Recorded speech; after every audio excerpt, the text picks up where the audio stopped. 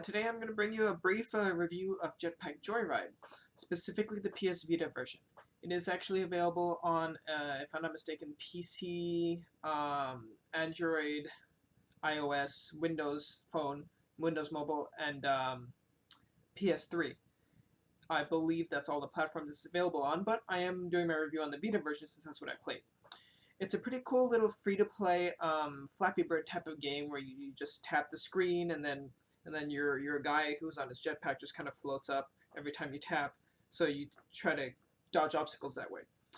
Interestingly, it's not as frustrating as a Flappy Bird, and it's a little more creative. There's some more stuff going on. You get upgrades, which is really cool. You get vehicles that'll kind of help you, give you a little bit of leeway time to relax while you're in your run.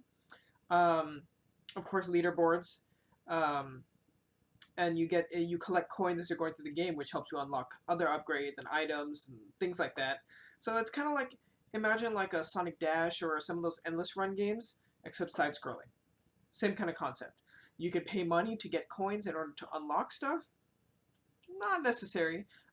Once I had finished everything, besides collecting everything, then I spent a little bit of money just to get that. But honestly, I enjoyed the game enough where I didn't mind giving them that money. It was like $3 that I gave them for that amount of coins. But the point is, you can unlock and do everything without spending a dime. It's really nice. It's a very nice, laid-back, simple game. One of the things I like the best is it offers every control style that you can imagine. You can play with the buttons. So you just press a button, you float up, you let go, you float down. Simple. Some people might prefer that. I didn't, just because, I don't know, there's a way my brain works where touch just seems to make more sense and I feel it's more responsive to my reactions.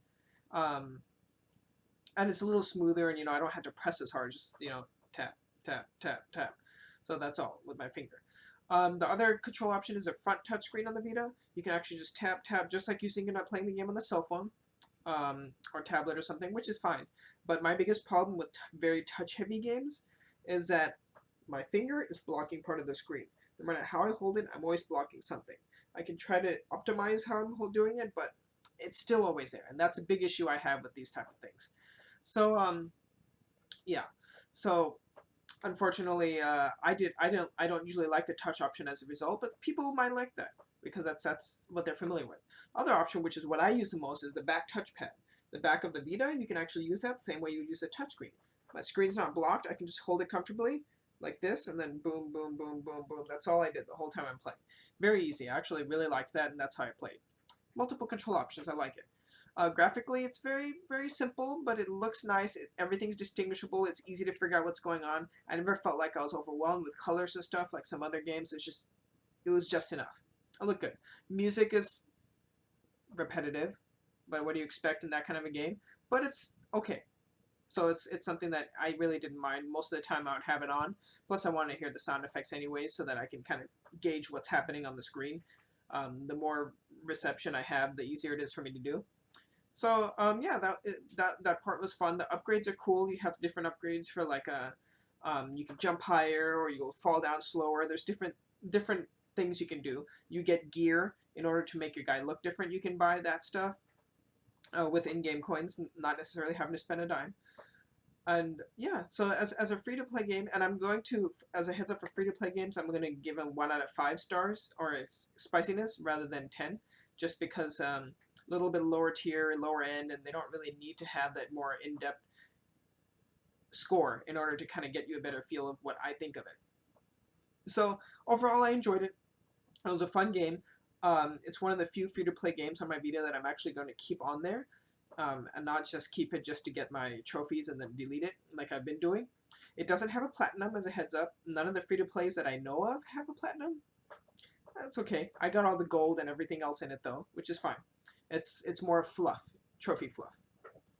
So I enjoyed it, and honestly, spiciness level for it, I'd have to give it a 4 out of 5.